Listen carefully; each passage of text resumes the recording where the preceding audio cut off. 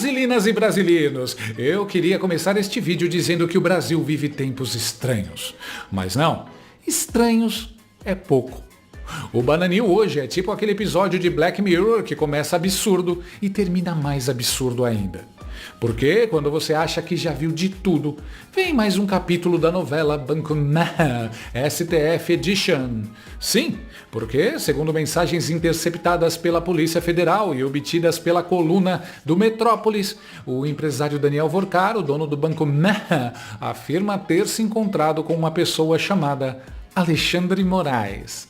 Assim mesmo, sem maiúscula, sem cerimônia. Como quem diz: vou ali encontrar o Zé da padaria. A conversa interceptada ocorreu entre Vorcaro e sua então noiva Marta Graeff, em abril de 2025.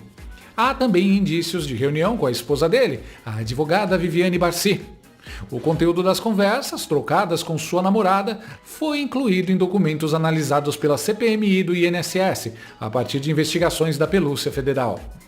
E aqui já começa a ficar interessante, porque o Vorcaro foi preso nesta quarta-feira durante a terceira fase da Operação Compliance Zero, uma operação que começou investigando suspeita de fraudes bancárias envolvendo e o BRB e que agora já avançou para corrupção de servidores públicos, ameaça e coação de desafetos e invasão de sistemas estatais sigilosos. Ou seja, o roteiro já saiu de O Lobo de Wall Street e entrou direto em Narcos, Brasília Edition. E no meio desse roteiro aparece quem? Exatamente, o Alexandre Moraes. Uma das menções ocorreu às 17h22 do dia 19 de abril de 2025. Vorcaro manda a seguinte mensagem: tô indo encontrar Alexandre Moraes aqui perto de casa. Sim, aqui perto de casa. Como quem diz: vou ali encontrar o Xandão no bar. Ou vou ali tomar um café com o juiz do meu processo. totalmente normal. Surpresa com a informação, Marta respondeu imediatamente: como assim, amor? Ele está em Campos? Ou foi pra te ver? E 18 minutos depois o banqueiro responde: ele tá passando o feriado. Passando o feriado. Claro, porque todo ministro do STF, quando tira férias, faz o quê? Vai pra Disney? Não, vai visitar banqueiro investigado. É tipo pacote turístico. Feriado prolongado no litoral, mas encontro casual com o investigado bilionário. A segunda menção ocorre 10 dias depois. Vorcaro diz: tô aqui em nossa casa. E faz uma ligação de vídeo com a mulher. A chamada dura 2 minutos. Após o fim da ligação, Marta pergunta: quem era o primeiro cara? Vorcaro responde: Alexandre Moraes. E aí vem uma das partes mais maravilhosas dessa história. A influenciadora reage: morri! Ele gostou da casa, amor? Tá muito mais astral. olha que coisa linda. Não é só encontro, é visita guiada. Tour pela casa. Ministro do STF avaliando decoração. Quase um episódio de Decora com Moraes no GNT. Vorcaro responde: sim, falou que é bem melhor. E ele adorava o apartamento. A noiva finaliza: falou pra te agradar. Que vergonha, eu tava de pijama. ou seja, Vorcaro fazendo videochamada, namorada de pijama, ministro do STF visitando a casa. Olha, isso aqui já deixou de ser investigação. Isso aqui já virou o episódio de Casa dos Artistas, Supremo Edition. Vorcaro fazendo videochamada e sua namorada de pijama. Parece que Alexandre de Moraes era bem íntimo de Vorcaro. Todo mundo tá falando que é um absurdo essa promiscuidade entre um banqueiro que cometeu uma fraude bilionária e um ministro da Suprema Corte. Mas o Vorcaro tá certo. Afinal, se você vai contratar alguém por 129 milhões de reais, você precisa checar as referências antes. Nada demais, gente. Apenas um advogado encontrando o seu cliente para traçar estratégias. A propósito, alguém sabe o número da OAB do marido da Vivi? Pior é o Moraes, falando que a casa dele estava bonita para agradar o Vorcaro. Por que um ministro do STF precisaria agradar um banqueiro? Engraçado. Mas o Xandão não tinha negado o encontro com Vorcaro em nota assinada? Lembram que Xander Clayson negou ter encontrado o presidente do BRB na casa do Daniel Vorcaro no primeiro semestre de 2025?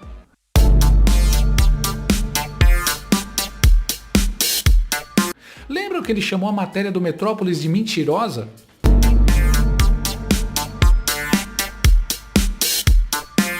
Pois é, agora aparecem mensagens, com datas, com conversa, com videochamada. Vorcaro diz nas mensagens que esteve ou falou com Chander Clayson em 20 de março, 19 de abril, 29 de abril de 2025. Minha pergunta é simples. Onde estava o presidente do BRB nesses dias? Porque isso aqui já está parecendo episódio de CSI Brasília. Já pensou se a dona Neide, aquela senhora da Bíblia, tivesse dado um golpe e tomado o poder como ela queria? Essa amizade linda do Chander Clayson e do Vorcaro nunca seria descoberta. Ainda bem que os planos da dona Neide não deram certo, né? Ainda bem que Chanderleia salvou a democracia. Olha, a única desculpa que o Xandão pode dar a essa altura é fazer um levantamento de quantos Alexandre Moraes existem no Brasil. São mais de 50 mil Alexandres Moraes no Brasil. Por que vocês acham que sou justamente eu nas conversas de Vorcaro? Isso é fake news antidemocrática. Pronto, caso encerrado.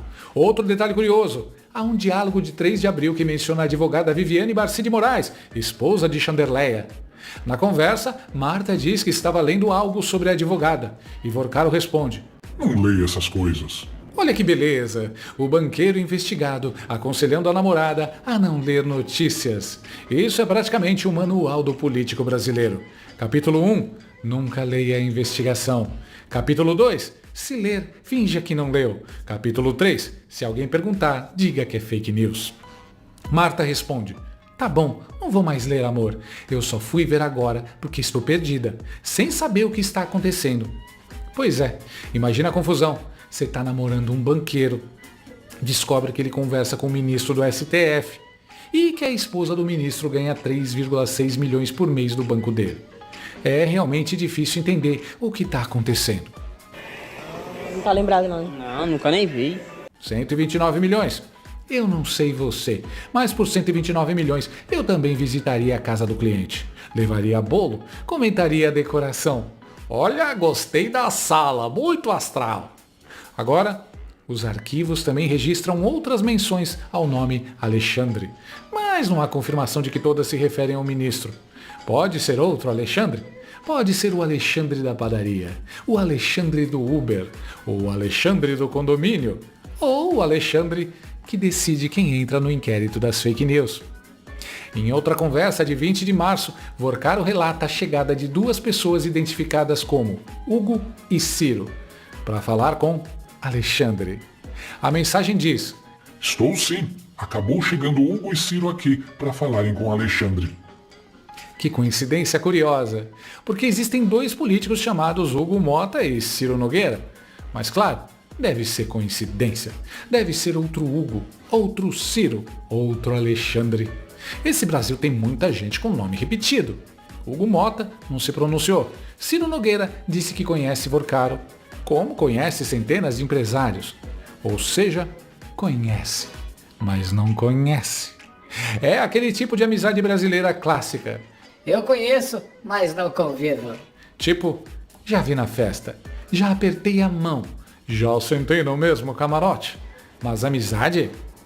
Jamais. Agora, o indício mais grave da intimidade entre Vorcaro e Xandão não está nas visitas à casa, nem nas chamadas de vídeo com pijama.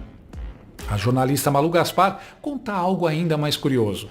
Vorcaro, irritado com um site que publicou matéria crítica ao banco Mahan, disse que ia colocar o site no inquérito das fake news e fechar o site, como se ele fosse dono do processo. Detalhe, quem comanda o inquérito? Alexandre Moraes.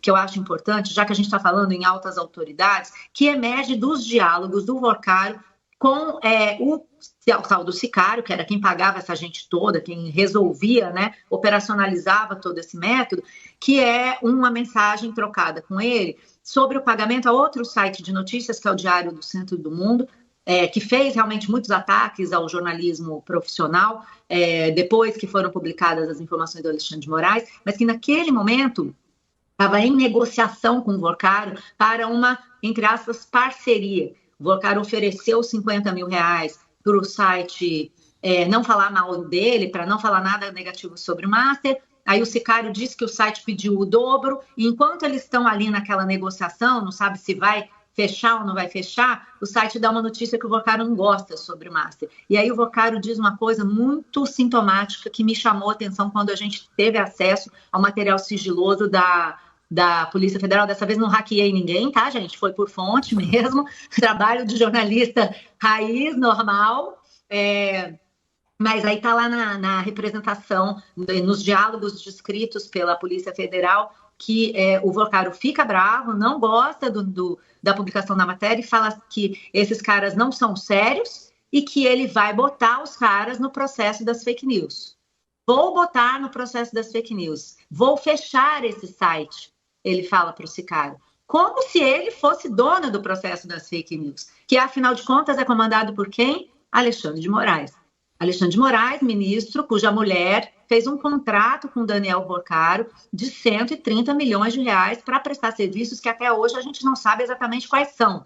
Então, Milton, quando a gente começa a olhar o quadro geral dessa dinâmica mafiosa e corrupta do Daniel Vocaro, o que a gente entende? Que ele tinha motivos para achar que podia mandar em todo mundo, passar por cima da lei, quebrar dente de jornalista, moer funcionário e botar site de notícia no inquérito das fake news. Eu achei que esse inquérito das fake news era um inquérito comandado pelo Supremo Tribunal Federal, que por muito tempo se disse que serviu para salvar a democracia.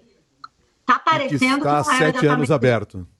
Há 7 anos aberto, designado de ofício, sem sorteio, o relator Alexandre de Moraes, movido em sigilo, cada hora ele serve para uma coisa e, ultimamente, serviu para tentar apurar como se deram vazamentos de informações de declaração de imposto de renda de parentes dos ministros do Supremo, e a gente descobriu que eram a própria Viviane de Moraes e um filho do ministro Luiz Fux. Agora, só para concluir, Cássia, Milton, esses vazamentos que a gente acompanhou aí dessas declarações, que eu até mostrei no Globo, que as declarações foram vendidas por um vigilante da Receita e mais um atendente terceirizado por R$250, olhando esse esquema do Vocaro, hackeamento, compra de senha, tudo isso, que compra de jornalista, compra de funcionário do BC, a gente olha para esse esquema que o Fake News estava investigando e percebe que era fichinha, né? Tinha uma coisa muito mais grave acontecendo, né, muito mais ameaçadora à democracia e às instituições, bem do lado do ministro Alexandre de Moraes. E com muita gente ainda precisando da explicação sobre tudo isso que está sendo levantado nesse momento. Mas as explicações estão vindo, a gente vai descobrir. Isso indica que ele se sentia no controle de mecanismos judiciais sigilosos, como se pudesse encomendar alvos, tipo o iFood da censura. Boa noite, Xandão. Gostaria de pedir um bloqueio de conta e um mandado de busca.